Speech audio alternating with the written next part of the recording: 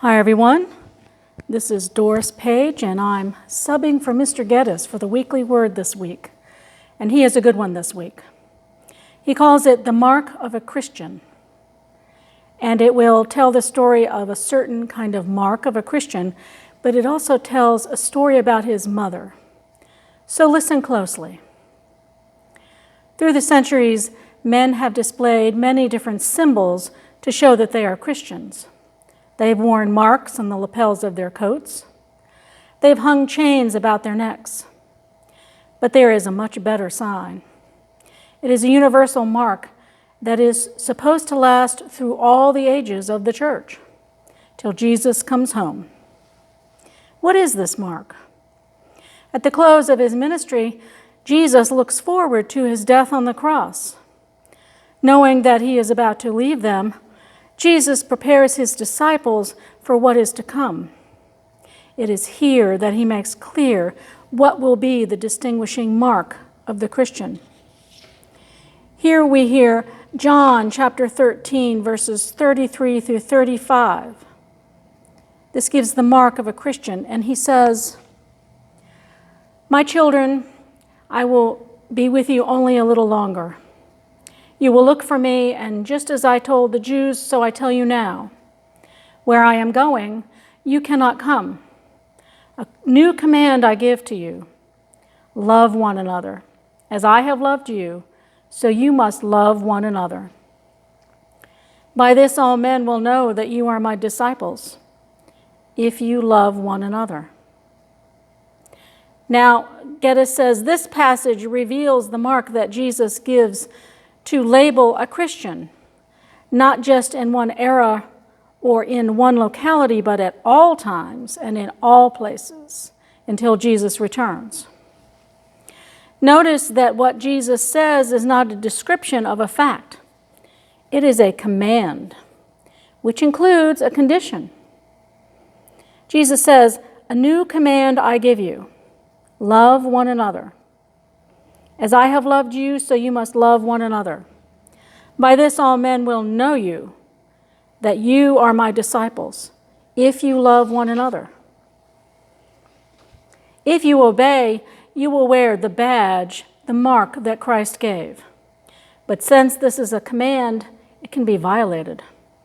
The point is that it is possible to be a Christian without showing the mark. But if we expect non-Christians to know that we are Christians, we must show this mark of love. The command at this point is to love our fellow Christians, our brothers and sisters.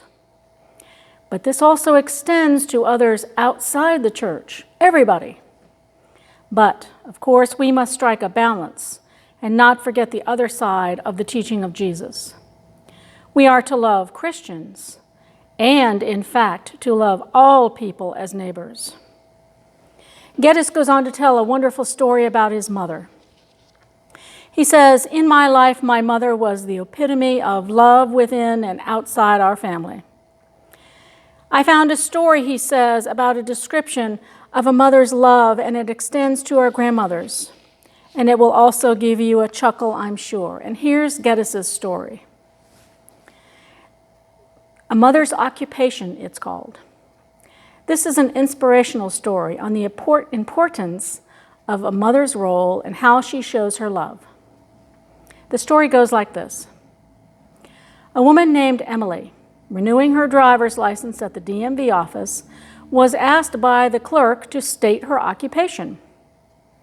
She hesitated, uncertain on how to classify herself. "What I mean is," explained the clerk, "do you have a job or are you just "Of course I have a job," snapped Emily. "I'm a mom." "We don't list mom as an occupation." "Housewife covers it," said the clerk. The author of the story forgot all about Emily's story until one day she found herself in the same situation. This time at our local police station. The clerk was obviously a career woman, poised and efficient, possessed of a high-sounding title such as official registrar. What is your occupation? She probed. What made me say it, the author wrote, I do not know. The words simply popped out. I said, I'm a research associate in the field of child development and human relations. The clerk paused, pen frozen in midair, and looked up as though she had not heard right. So I repeated the title slowly. I'm a research associate in the field of child development and human relations. I emphasized the most significant words. Then I stared with wonder as my pronouncement was written in bold black ink on the official questionnaire. Might I ask, said the clerk with new interest, just what you do in your field? Coolly, without any trace of fluster in my voice, I heard myself reply, well, I have a continuing program of research, what mother doesn't, in the laboratory and in the field. Normally, I would have said indoors and out. I'm working for my master's, that is the whole family, and already have 4 credits, all daughters. Of course, the job is one of the most demanding in all of the humanities. Any mother care to disagree? And I often work 14 hours a day. 24 is more like it. But the job is more challenging than most run-of-the-mill careers, and the rewards are more of a satisfaction rather than just money, I said. There was an increasing note of respect in the clerk's voice as she completed the form, stood up, and personally ushered me to the door. Now, when I got home, buoyed up by my glamorous new career, I was greeted by my lab assistants, ages 10, 7, and 3. Upstairs, I could hear our new experimental model, a 6-month-old baby, in the child development program, testing out a new vocal pattern. I felt I had triumphed over bureaucracy. And I had gone on the official records as someone more distinguished and indispensable to mankind than just another mom. Motherhood, what a glorious career, especially when there's a title on the door. Geddes asks, does this make grandmothers senior research associates in the field of child development and human relations? And great-grandmothers executive senior research associates? I think so. I think it also makes aunts associate research assistants.